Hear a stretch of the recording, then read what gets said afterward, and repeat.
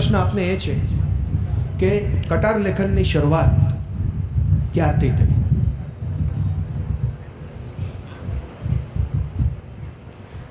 નમસ્કાર સૌને બધાને. ખાસ કરીને ભૂષણભાઈ બેસી જશો તો પણ ચાલશે, આપણે બહુ ઇન્ફોર્મલ વેથી વાતો કરીશું.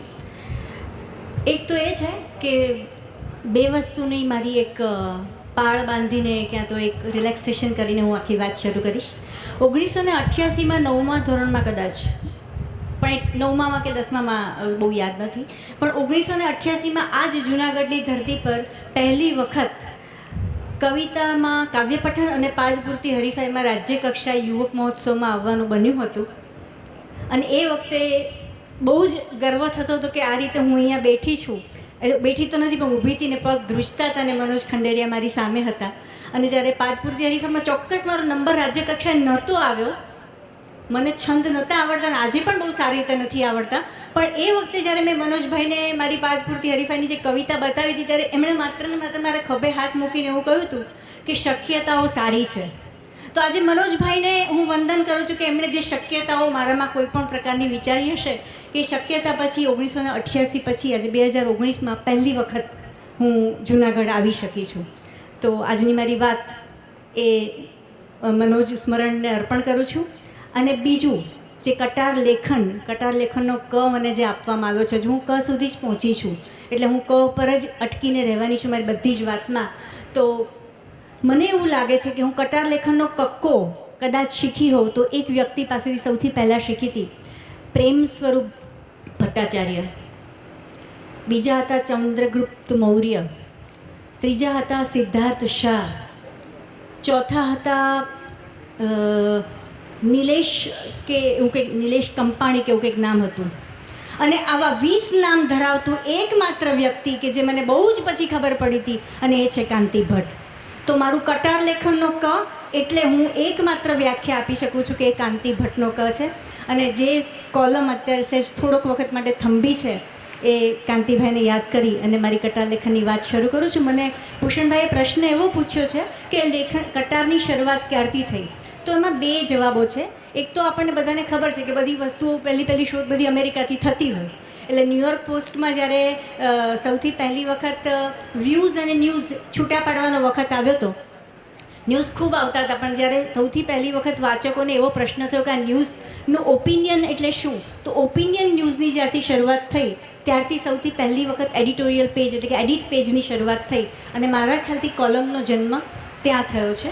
અને બીજો એક જવાબ છે કે કોલમ એટલે કેવી રીતે, તો કોલમ અહીંયા છાપાવાળા ઘણા બધા બેઠા છે મારી સામે, અમિતભાઈ પણ બેઠા છે, એટલે ખબર હશે કે પહેલાં 8 કલમનું છાપું, હવે આધુનિક સમય પ્રમાણે 7 કલમનું આપણે જે છાપું ગણીએ છીએ. કોલમ એટલે કે જે લશ્કરમાં એક પછી એક જે ગોઠવાય છે એ જ કોલમથી ગુજરાતી અખબાર જેમણે પારસી બાવાઓએ શરૂ કર્યું હતું એમણે એક કોલમનું કટાર અને કતાર એમ કરી અને કટાર લેખનની આપણે ત્યાં શરૂઆત થઈ. આ એની એક હિસ્ટ્રી છે. પણ તકલીફ એ થઈ છે કે હમણાં અમારી આગળ જ જે ચારણી સાહિત્યની ખૂબ સુંદર વાત કરી કે બધી જ વસ્તુનું અપભ્રંશ થાય છે, બધી જ વસ્તુનું ચાઇનીઝકરણ થાય છે. એવી રીતે કટાર લેખનનું ક્યાંક એવું થઈ ગયું છે અત્યારે પરિસ્થિતિ કે કટારી લેખન થઈ ગયું છે. તો એમાંથી બચીએ અને કટાર લેખનને એક સમૃદ્ધ કક્ષાએ જે આપણા પુરોગામીએ પહોંચાડ્યું છે તે પહોંચાડી શકે એવી એક મંત્ર સાથે મેં મારું આ કામ શરૂ કર્યું છે. ખૂબ સરસ. મેઘાજી, કટાર લેખનના ઓબ્જેક્ટિવ્સ, એના પર્પઝિસ આપના મતે શું હોઈ શકે? આમ તો હું પણ 50% માસ્ટર છું, એટલે આમ purpose and objectives of column writing એવું આવે એટલે એકદમ એવું કહેવાનું મન થાય કે to enrich people, to entertain people, to make them understand, to analyse, to interpret, to evaluate the things.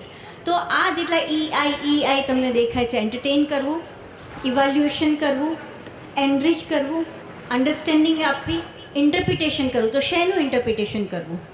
આપણે હમણાં જ જોયું કે 370ની કલમ જ્યારે નાબૂદ થઈ ત્યારે લગભગ ભારતનો એક નાગરિક ટીવીની સામે હતા, આપણે બધા જ હતા. તો 5-5, 10-10 કલાક સુધી આપણે ટીવી જોયું હોય, 5-5, 10-10 કલાક સુધી આપણે સોશિયલ મીડિયામાં અપડેટ્સ જોયા હોય, તો બીજે દિવસે છાપામાં રહે શું વાંચવાનું? તો બીજે દિવસે એ વિષયની જો કોઈ કોલમ લખાય તો રહે શું એ કટાર લેખનનો ઓબ્જેક્ટિવ છે એવું હું માનું છું, કે જેમાં તમે વાચકને તમારો પર્સ્પેક્ટિવ આપી શકો છો ત્રિપરિમાણીય રીતે, એટલે કે 3 ડાયમેન્શનલ વેમાં તમે આખી વાત બેલેન્સ રીતે મૂકી શકો છો. That is the main objective of column writing. હવે પછીનો જે પ્રશ્ન છે એ પ્રશ્ન વર્ષો પહેલાં આપણા વંદનીય હાસ્ય લેખકને પૂછાયો હતો અને ત્યારે એમણે એવો જવાબ આપ્યો હતો કે અક્ષરો સુધરે એટલા માટે. એ પ્રશ્ન હું આપને પૂછું છું મેઘાજી કે તમે કેમ લખો છો? Why do you write? મારાથી તો એવું કહેવાય એમ નથી, કારણ કે જ્યારથી લખવાનું શરૂ કરું છું ત્યારથી ટાઈપિંગ, એટલે મારી ટાઈપિંગ સ્પીડ વધે એની માટે તો હું નથી જ લખતી. મને એવું લાગે છે કે હું હજુ એવા કોઈ મુકામ પર પહોંચી નથી કે મારા માટે આ પ્રશ્ન એવો હોઈ શકે કે તમે કેમ લખો છો. આ પ્રશ્ન એવો છે કે ગુણવંતભાઈને કે ચંદ્રકાંતભાઈને કે નગીનદાસ બાપાને પૂછીએ તો બરાબર છે, પણ મને એનો બીજો જવાબ એ છે કે ધારો કે હમણાં જ મેં એક સરસ એક્ઝામ્પલ વાંચ્યું હતું કે એક લાકડાની ખુરશી પડી છે અને એ ખુરશીને બધા જ જોવે છે. તો એ ખુરશી પર ક્યાંક તમને ચાનો કપ મૂક્યાના કુંડાળા દેખાશે, કોકને વધારે સમય એ ખુરશી પર બેઠા હશે તો એ જે હાથ હશે એની છાપ દેખાશે, કોકને વળી એ ખુરશી પર કોઈ ગમતી વ્યક્તિની સુગંધ આવશે, કોકને એ ખુરશી પર કાવા દેવા દેખાશે, કોકને એ ખુરશી તૂટેલી દેખાશે, કોકને ખરડાયેલી દેખાશે.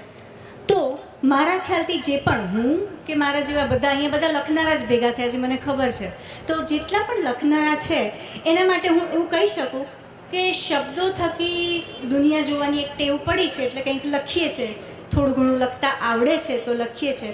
પણ અંગત રીતે કહું તો કોલમ રાઇટિંગ કરવું એ મારો સહેજ પણ ઉદ્દેશ હતો પણ નહીં અને આજે છે પણ નહીં અને ભવિષ્યમાં પણ નહીં રહે. બેઝિકલી હું બોલ કરનાર વ્યક્તિ છું. એક સરસ મજાની સ્કૂલમાં દીકરીઓને સેક્સ એજ્યુકેશન વિશે બોલવા ગઈ હતી અને તે વખતે બધા જ જે આવેલા હતા એક્સપર્ટ્સ એ લોકોએ બધી દીકરીઓને સેનિટરી નેપકિન ગિફ્ટમાં આપ્યા અને પછી ફોટો પડાવવા માટે છાપામાં બીજી દિવસે ફોટો આપવાનો હતો, એના માટે થઈને બધી દીકરીઓને કહેવામાં આવ્યું કે ચલો હવે બધા હાથ ઊંચા કરીને એ જે પેડનું પેકેટ હોય એ ઊંચું કરી અને બધા એમ કે ફોટો પડાવો. આ બધું હું પણ મંચ ઉપર જ હતી, I was part of that entire process.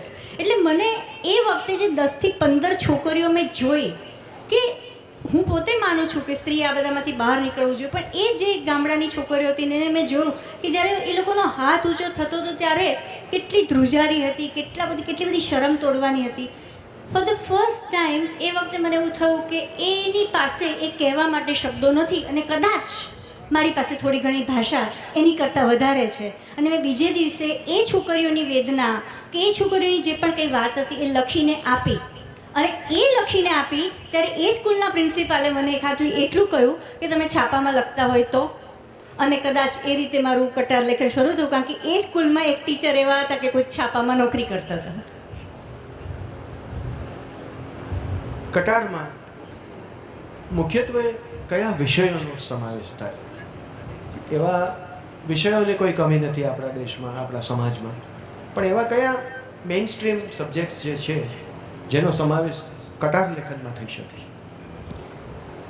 એવું હતું, એવા પરિમાણો હતા કે કટાર લેખન, આપણે જે વાત કરી કે એડિટોરિયલ પેજથી જ આખી કટાર લેખનનો જન્મ થયો છે, એટલે એવું હતું કે સામાન્ય રીતે રાજકારણીનો કે રાજકીય મુદ્દો હોય કે વૈશ્વિક મુદ્દો હોય, આંતરરાષ્ટ્રીય મુદ્દો હોય, જે રાષ્ટ્રને કનેક્ટ કરી શકે હોય, જે એક સામાન્ય પ્રજાજનને કનેક્ટ કરી શકો હોય, એવા મુદ્દાને કટાર લેખનમાં લેવું, આવું એક શરૂઆત રૂપે હતું. પણ કટાર લેખન એ કોની માટે છે? વાચક માટે. તો વાચક કોણ છે? વાચક માણસ છે. તો માણસને બધું જ જોઈએ. માણસને ફિલ્મ પણ જોઈએ, માણસને મનોરંજન પણ જોઈએ, માણસને ફૂડની રેસીપી પણ જોઈએ, માણસને દીકરીના કન્યાના શોષણની વાત પણ જોઈએ. એટલે અત્યારે કટાર લેખનમાં એવા કોઈ બંધારણ નથી કે આના પર લખાય ને આના પર ન લખાય. એટલે એવા કોઈ એરિયાઝ હવે બાકી જ નથી કે જેમાં કટાર લેખન. હવે તો આપણને બધાને ખબર છે કે ગુજરાતી છાપાઓમાં તો જગ્યા, વાર બધું જ નક્કી છે. એટલે હમણાં જ મારે એક જગ્યાએ બોલવા જવાનું થયું તો કોઈકે મારી ઇન્ટ્રોડક્શન આપી કે દિવ્ય ભાસ્કરમાં એમ કે બેન લખે છે એમ. એટલે ઓડિયન્સમાં ભાઈઓ વધારે હતા તો ભાઈઓમાંથી એક જણને પૂછ્યું કે તમે એમ કે આ બેનને દિવ્ય ભાસ્કરમાં વાંચતા હોય તો ભાઈએ એવું કહ્યું કે ના હું નથી વાંચતો. મેં તો હશે નહીં વાંચતા હોય. પણ એમણે પૂછ્યું કે ક્યાં લખે છે, શેમાં લખે છે? તો કે મંગળવારે લખે છે. મંગળવારે એટલે એમને એક પ્રકારની એક અહોભાવ તો ના થયો, પણ એક શોકિંગ હતું કે અચ્છા તમે મંગળવારે લખો. મંગળવારે તો અમારાથી છાપું ના અડાય. મારી વાઈફ જે રીતે એમ કે અમને બીજી છોકરીઓને જોવાની ના પાડતી હોય ને એવી રીતે મંગળવારનું છાપું ઓળવાની પણ ના પાડે છે. એટલે મંગળવાર એટલે સ્ત્રીઓનો વાર, બુધવાર એટલે આવી રીતે મિક્સ ભજીયા જેવી એક ડીશ હોય કે જેની અંદર બધું જ હોય, રવિવારે એટલે આવું. તો એવા ફોર્મેટ પડી ગયા છે. બાકી શિશિરભાઈ અહીંયા બેઠા છે અને હું તો સલીલભાઈની ચાહકમાંથી શિશિરભાઈની ચાહક પર આવી છું. તો એ જે આખી વાત એમણે જે આખી ઉપાડી છે કે ફિલ્મોને જોતા કેવી રીતે જોવું અને જોયા પછી પણ શું સંવેદવું, ફિલ્મોમાંથી શું શીખવું. તો મારા ખ્યાલથી જે કટાર લેખનનો એક મેઇન ઓબ્જેક્ટિવ છે કે ટુ એજ્યુકેટ પીપલ. તો this people are educating people કે હાઉ ટુ સી મૂવી, અથવા તો મૂવીની અંદરનું સંગીતને કેવી રીતે, મૂવીની અંદરની સામાજિક નિસ્બતને કેવી રીતે બહાર લાવવી. તો એ કામ કરે છે. અમારા જેવા જે થોડા ઘણા મનોવિજ્ઞાન જાણે છે તો અમે એ રીતે એને એજ્યુકેટ કરી અને મનોવિજ્ઞાન રિલેટેડ પ્રશ્નો કે એના જવાબો આપવાનો પ્રયત્ન કરીએ છીએ. તો મુખ્યત્વે મારા ખ્યાલથી એરિયાઝ પણ આની અંદર આપણા કવર થઈ ગયા છે. અને મારી જે વાત છે એ છે કે સ્પોર્ટ્સથી માંડીને દરેક વસ્તુ વંચાય છે. અને જો કોઈને એવો કોઈ પ્રશ્ન હોય કે આ નથી વંચાતું ના વંચાય છે તો એ બેમત નથી. કારણ કે મારી આજુબાજુની 80 વર્ષની સ્ત્રીઓ પણ બહુ જ સરસ રીતે છાપું સંતાડીને હજુ પણ સહિયર સમીક્ષાઓ પણ વાંચતી હોય છે. એટલે બધું જ વંચાય છે. આપના વક્તવ્યનો જે વિષય છે વાંચનની, વિચારની અને અભિવ્યક્તિની કસોટી. વાંચન, વિચાર અને અભિવ્યક્તિ આ ત્રણેય સેગમેન્ટ્સની ટેસ્ટ, કસોટી એટલે એક્ઝેક્ટલી શું? આ જે વિષય ઉપર આપણે વક્તવ્ય આપવાનું છે એના ઉપર થોડી સમજણ આપો કે અભિવ્યક્તિ એટલે શું?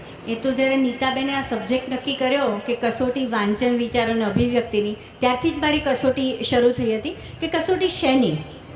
તો એક જ શબ્દમાં જો મારે એનો જવાબ આપવાનો આવે તો વાંચન, વિચાર અને અભિવ્યક્તિની કસોટી એટલે કે ત્રણેય વસ્તુનું બ્લેન્ડિંગ. એ બ્લેન્ડિંગ કેવું થયું છે એની કસોટી એટલે એક પ્રોપર કોલમનું પેકેજ જેને કહી શકાય. પ્રોપર કટાર એક આર્ટિકલ છે, એક લેખ છે, એની અંદર શું ત્રણ વસ્તુ મહત્ત્વની છે એ ત્રણની કસોટી કરવામાં આવે છે કે તમે જે તે સબ્જેક્ટ છે એનું વાંચન તમારી પાસે કેટલું છે, તમારી પાસે કેટલા રેફરન્સીસ છે, તમે એ વિશે કેટલું ખેડાણ કર્યું છે, તમે એની ક્ષમતા ધરાવો છો કે નથી ધરાવતા. નંબર 1, તમારી પાસે મૌલિક વિચારો છે કે નહીં. હવે આમાં એક આડ વાત એ છે કે અત્યારે બધા જ ફિલસોફો પણ કહી રહ્યા છે કે કોઈ પણ એક પણ વિચાર મૌલિક નથી. હું અત્યારે જે બોલી રહી છું એ પણ ક્યાંક જૂનાગઢની ધરતી પર કલેક્ટિવ કોન્શિયસનેસમાંથી આવતી કોઈ વાત હશે ને હું અહીંયા બોલતી હોઈશ. તો એ વાત આપણે બાજુ પર મૂકીએ. તો સૌથી પહેલું એ છે કે તમે એ જે સબ્જેક્ટ છે એને કેટલો ન્યાય આપી શકો છો. તો ન્યાય આપવા માટેની પહેલી શરત લખવું નથી. ન્યાય આપવાની પહેલી શરત એ તમારું વાંચન છે. તો પહેલી કસોટી એ છે. એની સાથેની જે બીજી કસોટી છે તે વિચાર છે. તો તમારા વિચાર એટલે શું કે જે તે વાંચનને તમે ગૂગલના 5 સર્ચ વિન્ડોમાંથી કોપી પેસ્ટ કરીને એનું ગુજરાતીકરણ કરીને એને તમારા વિચારમાં મૂકવું એ વિચાર નથી. પહેલી વાત તો એ જે તે વાંચ્યું છે તે અથવા તો જે તે વિચાર્યું છે એને વાંચ્યું, આ બંનેનું બ્લેન્ડિંગ કરી અને ત્રીજી કસોટીમાં એટલે કે અભિવ્યક્તિની કસોટીમાં તમે જ્યારે મૂકો છો ત્યારે અહીંયા જે કલમને વરનારા લોકો છે આપણી વચ્ચે ઘણા બધા છે, એ લોકોને ખબર હશે કે જ્યારે પણ લખીએ છીએ ત્યારે સૌથી પહેલાં કન્ટેન્ટ હોય છે, વિચાર હોય છે, વાંચન હોય છે અને એથી પણ ઉપર હજુ પણ એક વસ્તુ છે અને એ છે વાચક. તો વાચકને કનેક્ટ કરી શકે તેવું વાંચન, વાચકને કનેક્ટ કરી શકે તેવું વિચાર અને વાચકને કનેક્ટ કરી શકે તેવી અભિવ્યક્તિની કસોટી એટલે આ ત્રણનું બ્લેન્ડિંગ. મેઘાજી, કટાર લેખક કોણ હોઈ શકે અને કોણ બની શકે? What it takes to be a columnist? આમાં તો એવું નથી કે BA વિથ આ ને MA વિથ આ ને BSc વિથ આ ને એવું બધું તો કોઈ ડિગ્રીઝ તો એવું બધું કશું છે નહીં. અને આમ જોઈએ તો સોશિયલ મીડિયામાં હમણાં 2 સેશન પહેલાં જ એક સરસ મજાનું સેશન અહીંયા બંસીનું ને ભવ્યનું થયું હતું કે લખી તો બધા જ શકે, એટલે એવું હું કહી જ ના શકું કે કટાર લેખક બ્લુ ટી શર્ટવાળા ભાઈ બની શકે ને બ્લેક ગાઉનવાળા બેન ન બની શકે. કટાર લેખક ગમે તે બની શકે એવું છે, પણ મારા ખ્યાલથી મારે એમાં પણ અગેન એક વ્યાખ્યા આપવી હોય તો જેને માટે લખવું છેલ્લા નંબરે આવે ને એ કટાર લેખક બની શકે. જેને બહુ જ વધારે પડતી લખીને આપી દેવાની ખંજવાળ હોય એ એક વખતનું ગમે ત્યાં એન્ટ્રી તો મારી શકે, પણ જે કન્સિસ્ટન્સી છે, જે કટાર લેખનનું ડિસિપ્લિન છે, જે ડેડલાઇનનું ડિસિપ્લિન છે, જે છાપાનું ડિસિપ્લિન છે, અને ખાસ કરીને તમને જે જગ્યા છાપાએ આજે ધારો કે હું ગુજરાત સમાચાર કે દિવ્ય ભાસ્કર કે સંદેશ કોઈ પણ અખબારની વાત કરું તો 12 લાખથી વધારે વાચકો જ્યારે તમારી 525 કે 1000 શબ્દોને વાંચે છે તો તમે જો એટલી ઓનેસ્ટીથી એ જગ્યાને પ્રમાણિત કરી શકતા હોય તો એવી કોઈ પણ વ્યક્તિ કટાર લેખક બની શકે. ખૂબ સરસ. કટાર લેખનના મુખ્ય બેઝ, મુખ્ય પાયાઓ તમારા મતે કયા? પાયા અગેન મારું થોડું રિપીટેશન આવશે કારણ કે પ્રશ્નો બધા ઇન્ટરકનેક્ટેડ છે, પણ તો હું એમાં 2 વસ્તુ કહી શકું કે લખ્યા પછી એટલે મારું ખાસ હું અંગત રીતે કહું તો કે મારો સામાજિક નિસ્બત પ્રત્યે મારો વધારે પડતો મારો સ્નેહ છે, વધારે પડતો પ્રેમ છે, એટલે હું એવું દ્રઢપણે માનું છું કે જે વસ્તુમાં કોઈ પણ રીતે સામાજિક અને તત્કાલીન સમાજ કે તત્કાલીન વ્યક્તિ કે તત્કાલીન સમયની વાત આવતી હોય તો એ એનો એક મુખ્ય પાયો છે, નંબર 1. અને નંબર 2 કે તમારા લેખનમાં કોઈ એક પ્રકારનો સ્ટેન્ડ હોય, ક્લેરિટી હોય, અને એની સાથે ટેક અવે હોય કે તમે જ્યારે છેલ્લે આખું લખી લો છો ત્યારે તમારું જ્યારે છેલ્લું વાક્ય ફૂલ સ્ટોપ આવે છે ત્યારે વાચકને એક ટેક અવે આપો છો. હવે ટેક અવેમાં એવું ન કરવું જોઈએ જે વિચારો થોપે એ કટાર લેખક નથી, જે વિચારો કરતો કરે એ કટાર લેખક છે. તો હું તમારા પર વિચાર થોપી દઉં. હમણાં જ મેં ક્યાંક થોડાક વખત પહેલાં વાંચ્યું હતું કે તમે એમ કે યેસુદાસનું આ ગીત ન સાંભળ્યું હોય ને તો તમારા કાનનું ઓપરેશન કરાવી દેજો. એટલે તમે જો આ સંગીત ન સાંભળ્યું હોય તો તમે તમારા કાન બતાવી દેજો. આ કટાર લેખન નથી, એટલે આ કોઈ પણ લેખન નથી. I should not challenge my reader કે તમે આમ ન કર્યું હોય, તમે આ માનવું પડશે, પણ તમે શું માનો છો એવું વિચાર કરતાં કરી શકો તો કટાર લેખનનો મુખ્ય પાયો એ છે થોટ પ્રોવોકિંગ એન્ડ ટેક અવે. તમે સામેવાળી વ્યક્તિને કોઈ પણ રીતે પછી એ માત્ર ને માત્ર હું એવું નથી કહેતી કે મનોવૈજ્ઞાનિક વિષય હોય કે સામાજિક નિસ્બતનો જ વિષય હોય, એ સ્પોર્ટ્સનો વિષય પણ કેમ ના હોય. હિમા દાસ 5 ગોલ્ડ મેડલ લાવે અને તે વખતે જ્યારે હિમા દાસ પર તમે લેખન કરો છો ત્યારે તમે એવું શું વાચકને આપો છો કે વાચકને એમ થાય વાંચ્યા પછી કે આ એક લેવા જેવું છે. હિમા દાસ પરથી, 5 ગોલ્ડ મેડલ પરથી કે ભારતના સ્પોર્ટ્સ જગત પરથી, ક્યાં તો પોલિટિક્સ પરથી, ગમે તે રીતે ધારો કે હિમા દાસને અન્યાય થયો છે તો અન્યાય પરથી પણ ક્યાંક વાચકને ટેક અવે હોવો જોઈએ અને ક્યાંક વાચક વિચારતો થવો જોઈએ. ખૂબ સરસ. ગુજરાતી ભાષા અનંત અતાગ વિશાળ દરિયો, અનેક પ્રકારો, અનેક પ્રતિપ્રકારો, પેટા પ્રકારો, આ બધામાં કટાર લેખનનું સ્થાન ક્યાં છે? મને આ સ્થાન એટલું બધું ઊંચું લાગે છે, એટલું બધું ઊંચું લાગે છે કે કદાચ મારા આમાં ભાષા તો હું બાજુ પર મૂકું છું, પણ મારા દેશ જેટલું ઊંચું લાગે છે. કારણ કે મને ગમતા 2 કટાર લેખકની પણ આમાં સાથે હું વાત જોડી દઉં છું કે જો આ ભારતના સારામાં સારા કટાર લેખક ગાંધીજી હોય તો કટાર લેખનનું સ્થાન કેટલું ઊંચું છે એનું મારે કોઈ સાબિત કરવાની જરૂર નથી. અને જો કટાર લેખનમાં એક કટાર લેખક આ દેશના મહર્ષિ અરવિંદ હોય કે જેણે વર્ષો સુધી વંદે માતરમમાં એમની કટાર લખી. આપણને ખબર છે કે સ્વતંત્રતા પહેલાંના લોકમાન્ય તિલક કે ઘણા બધા સ્વતંત્ર સેનાનીઓ લખતા હતા, પણ ગાંધીજી હરિજનમાં જે એમની લેખમાળા શરૂ કરી તો એ જે મુકામ ગાંધીજીએ કે શ્રી અરવિંદે કે એ પછી જેટલા પણ અનુગામીઓ આવ્યા એ બધાએ જે સ્થાન પહોંચાડ્યું છે, અત્યારે તો માત્ર ને માત્ર છે કે સ્થાન માટે ડરવાની જરૂર નથી.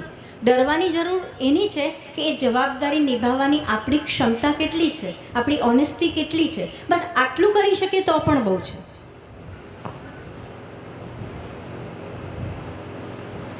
તમારી પાસે જ્યારે કાંઈ હોય ત્યારે તમે એ બીજાને આપો છો, તમે એને એક્સપ્રેસ કરો છો, પણ એને માટે કંઈક તમારી પાસે કન્ટેન્ટ બેઝ હોવો જોઈએ. તો એ રેફરન્સમાં હું આપને પૂછવા માગું છું કે વાંચન એઝ એ હોલ વાંચન કેવું હોવું જોઈએ? વાંચન કેવું હોવું જોઈએ અને લેખન કેવું હોવું જોઈએ, અગેન વ્યાખ્યા આવી ગઈ છે. વાંચન કેવું હોવું જોઈએ એટલે આમની માટે કેવું હોવું જોઈએ અને આમના માટે કેવું હોવું જોઈએ એવો અગેન કોઈ ધારાધોરણો છે નહીં. હું કોલમ રાઇટિંગ પર આવું છું ફરીથી એક જ વસ્તુ પર. તો કોલમ રાઇટિંગ માટે તો એ મસ્ટ છે કે તમે જે પણ વિષયની માવજત કરવા માંગો છો, જે પણ વિષયની ટ્રીટમેન્ટ આપવા માંગો છો, એ વિષયને અનુસાર તમારું વાંચન હોવું જ જોઈએ. અને એ વાંચન એટલે જરાક અત્યારની અમારી આખી પેઢી જે લખે છે બધી જ, હું પણ જ્યારે ડેડલાઇન પ્રેશર આવે છે ત્યારે કોઈ એક વિષય એનું પસંદગી કરવામાં આવે છે અને ઓછામાં ઓછી 10થી 12 ગૂગલની વિન્ડો ખુલી જાય છે અને પછી આણે ફલાણા ફ્રાન્સમાં એક આવો સ્ટડી કરવામાં આવેલો હતો, અમેરિકામાં આવો સ્ટડી કરવામાં આવેલો, પણ ભારતના નાગરિકને આવો સ્ટડી. તો આ ત્રણ ફકરાઓને મારા સરસ મજાની રસાળ શૈલીમાં હું મૂકી દઉં અને એક સરસ કોલમ બની જાય, એ શક્ય છે, છાપા સુધી શક્ય છે. પણ જ્યારે વાંચનની વાત આવે છે તો વાંચન સૌથી પહેલું તમને ખુદને સમૃદ્ધ કરી શકે તેવું હોવું જોઈએ. અને એ સમૃદ્ધિમાં જરૂરી નથી કે નવલકથા ના હોઈ શકે, સમૃદ્ધિમાં જરૂરી નથી કે કવિતાઓ ના હોઈ શકે, પણ જે પણ વાંચન છે, જેટલું પણ વાંચન છે એ તમને આંતરિક સમૃદ્ધિ આપી શકે.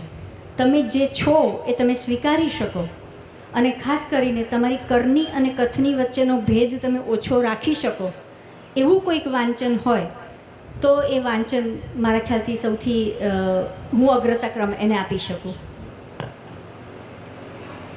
સમગ્ર વક્તવ્ય દરમિયાન સમયાંતરે તમે જે બાબત ઉપર સૌથી વધારે ભાર મૂક્યો એ છે વાચકો. તો વાચકો કટાર શું કામ વાંચે? એમણે શું કામ વાંચવી જોઈએ? હું એ રીતે પ્રશ્ન મૂકું છું, વાચકો શું કામ વાંચે? સાચી વાત છે, શું કામ વાંચવું જોઈએ? હું તો ત્યાં સુધી આવીને રહું છું કે અમે લખીએ છીએ અને કદાચ તો હું તો હમણાં લખતી થઈ છું, મારું તો કોઈ ખેડાણ જ ના કહેવાય. ખરેખર તો કટાર લેખનમાં મારા કરતાં ઘણા બધા દિગ્ગજો આપણી વચ્ચે ગુજરાતી અખબારમાં ઉપસ્થિત છે. પણ જ્યારે રવિવાર આવે, હમણાં જ હું હજુ નવી સવી કહેવાઉં કટાર લેખનમાં, એટલે હજુ તો અમે લોકો અમારી કોલમને ફાઇલ કરીએ છીએ. હજુ દિવસો છે કે 7-1 વર્ષની કોલમો ફાઇલ કરીએ છીએ, ત્યારે પેલું એક પછી એક પાના ખોલીએ ને આપણે આપણું કટિંગ કાપીએ, ત્યારે જ મને આ વિચાર આવે કે કોઈ મને શું કામ વાંચે? રવિવાર ખાલી પકડો કે બુધવાર પકડો અને કોઈ પણ એક પૂરતી પકડો તો ઓછામાં ઓછી 24થી 25 કોલમો તમને જોવા મળશે. અને જો તમારા ઘરે 2 થી 3 છાપા આવતા હોય તો માની લો કે સરેરાશ 65 કોલમ તમારા પાસે સવારના પહોરમાં તમારા હાથમાં આવશે. તો એ 65 કોલમમાંથી કોઈ પણ એક કોલમ, 65 તો તમે વાંચવાના જ નથી, તો એમાંથી કોઈ પણ 1, 2, 3 કંઈ પણ તમે એક સિલેક્ટ કરો છો અને વાંચો છો. તો સાયકોલોજી એમ કહે છે કે જ્યાં આગળ તમારું પોતાનું ઇન્ક્લાઇનેશન છે જે પણ વિષય સાથેનું, એ વિષય લખનાર કોઈ વ્યક્તિ હોય તો તમે એને વાંચો છો. અને બીજી સાયકોલોજી એમ કહે છે કે તમને વ્યક્તિ સાથેનો કોઈ જાતનો અંગત પ્રેમ હોય, અંગત નિસ્બત હોય તો તમે એ વસ્તુ વાંચો છો. એટલે બે જ રીતે કોઈ પણ વાચક કોઈ પણ કોલમ વાંચી શકે. એક તો એ છે કે સબ્જેક્ટ માટેનો કોઈ પણ એક પ્રકારની એમને મિનિંગ દેખાતો હોય વાંચવામાં, અને બીજું કે આ વ્યક્તિ સાથે દેખાતો હોય. આ બે જ કારણ છે કે કોઈ પણ વાચક વાંચી શકે. ને એ વખતે કોઈ પણ કટાર લેખકની જે કસોટી છે વાંચન, વિચાર અને અભિવ્યક્તિની, ફરીથી આવીને ઊભી રહે છે કે તો જ્યારે એક જ છાપામાં 25થી વધારે કોલમ આવતી હોય ત્યારે આ બહેને કે આ ભાઈએ મને શું કામ વાંચવા જોઈએ? તો એ માટેની સજ્જતા મારામાં હોવી જોઈએ. અને એની માટે ઘણી બધી વખત અમે એની પ્રસ્તુતિ બદલતા હોઈએ છીએ કે પહેલો શબ્દ, જેમ કે પહેલું વાક્ય છે એ અમે અને એણે બારીમાં જોયું, કે અડધેથી શરૂ કરીએ, ક્યાં તો કોઈ શેર મૂકીએ. તો ઘણી બધી વખત વાચક અમને વાંચે એની માટેની કોઈ શબ્દોની કરામત પણ થતી હોય છે, પણ બેઝિકલી બે જ વસ્તુ છે કે જ્યાં વ્યક્તિ અંદરથી કનેક્ટ થઈ શકે તમારી ભાષા સાથે, તમારા કન્ટેન્ટ સાથે. અને 3 વખત 4 વખત વાંચ્યા પછી જો તમને કોઈ વ્યક્તિ એમ કહે કે હું તમને 2 વર્ષથી તમારી કલમ વાંચું છું, કે દર મંગળવારે કે દર બુધવારે વાંચું છું, તો સમજવાનું કે આપણે કોઈક એક રીતે કનેક્ટ થઈ શક્યા છે. આ મંચ ઉપરથી ગઈકાલે પણ પૂછાયેલો સવાલ અને એક સર્વસામાન્ય સવાલ અથવા તો ઉત્સુકતા, લેખન સે a profession or a passionate profession, અને ગૃહજીવન, અંગત life, professional life, balance, how do you balance? ડેડલાઇનનો જ્યાં સુધી સવાલ છે ત્યાં સુધી આપે ડેડલાઇનનો રિપીટેડલી ઉલ્લેખ કર્યો, તો એ ડેડલાઇન સાચવવાનું વાત અને એક ગૃહિણી, એક જે પ્રોફેશન છે આપનો, એ બધાને કોર્ડિનેટ કે બધાને કમ્પાઇલેશન કેવી રીતે? હા, એટલે એમાં કોઈ એવા બાયફર્ગેશન કર્યા નથી કે આટલો ટાઈમ એટલે ગૃહિણી તરીકે ને આટલો ટાઈમ એટલે વ્યવસાયિક તરીકે. બેઝિકલી તો હું સરકારમાં, ગુજરાત સરકારમાં એઝ અ સાયકોલોજિસ્ટ કામ કરું છું, અને મારો વ્યવસાય મુખ્યત્વે હું સ્પેશિયલ ચિલ્ડ્રન સાથે કામ કરું છું. મારું ટીચર ટ્રેનિંગ એ મારો મુખ્ય, પેરેન્ટ કાઉન્સેલિંગ અને ટીચર ટ્રેનિંગ એ મારું કામ છે. તો એક કદાચ તમે જે કહ્યું એ મને કદાચ વધારે સરળ એટલા માટે પડતું હશે કે મારું જે કામ છે કાઉન્સેલિંગનું જ કામ છે, અને હું સાયકોલોજીકલ એટલે સાયકોથેરાપીઝ તો આપતી હોઉં છું દિવસમાં ઓછામાં ઓછા 5 થી 6 પેશન્ટને. તો મારા ખ્યાલથી ધીમે ધીમે મારા પરિવારવાળાને ઇનડાયરેક્ટ વેમાં કાઉન્સેલિંગ અપાતું ગયું હશે, અને થોડા ઘણા એ લોકો એડજસ્ટ થઈ ગયા, થોડી ઘણી હું એડજસ્ટ થઈ ગઈ. પણ આજની તારીખે પણ ડેડલાઇનના જે 2 દિવસો છે, એ બંને ડેડલાઇનના દિવસોમાં હવે પરિવારવાળા થોડું ઘણું સમજી જાય છે કે આજે એક જ આઈટમ બની શકશે, કે આજે આટલું જ થઈ શકશે. તો એવું પરસ્પર એડજસ્ટમેન્ટ છે. અને ખાસ કરીને મેં જેમ વાત કરી એમ હવે જે આધુનિક યુગ છે એમાં મારા ખ્યાલથી સ્ત્રીઓનો આ પ્રશ્ન બહુ ઓછો રહ્યો છે. જ્યાં એજ્યુકેટેડ ફેમિલી છે, જ્યાં બંને વર્કિંગ કપલ છે, ત્યાં આગળ આ પ્રશ્ન બહુ જ ઓછો છે. એટલે હું નહીં પણ કોઈ પણ તમે સ્ત્રીને પૂછશો તો એવું બહુ નથી થતું કે અમારે તો આવું કરવું પડે, ને અમે કોઈ શોષણવાળા છે જ નહીં. અમારું કોઈ જ પ્રકારનું શોષણ થતું જ નથી, અને અમે કોઈ તકલીફમાં નથી, અને બધું સારી રીતે સચવાઈ જાય છે. ક્યારેક અમે ચા બનાવીએ છીએ, ક્યારેક એ ચા બનાવે છે, કારણ કે બંનેને ખબર છે કે બેની નોકરી બહુ જ મહત્ત્વની છે. અર્નિંગ ઇઝ કમ્પલસરી, બંને કમાવવું પડે એમ છે. એટલે બંને એકબીજાની નોકરી પણ સાચવે, બંને એકબીજાનો વ્યવસાય પણ સાચવે. અને બાળકો પણ હવે તો બહુ ટ્રેન્ડ હોય છે. સોશિયલ મીડિયા અગેન બંસી કે બિકોઝ ઓફ ધીસ મીડિયા બચ્ચાઓ પણ એટલા બધા ટ્રેન્ડ હોય છે, અને એ લોકોને થોડુંક રિફ્લેક્ટેડ ગ્લોરી જેવું પણ લાગતું હોય છે કે મમ્મીને બધે પ્રોગ્રામ્સમાં બોલાવે, કે મમ્મીનું નામ છાપામાં આવે, તો થોડુંક 5-6 વર્ષ તો મારે એમાં નીકળી ગયા, છોકરા મોટા થયા ત્યાં સુધી, કે મારી મમ્મી છાપામાં આવે. તો એ થોડુંક એ અહોભાવમાં નીકળી ગયું. હવે છોકરા મોટા થઈ ગયા.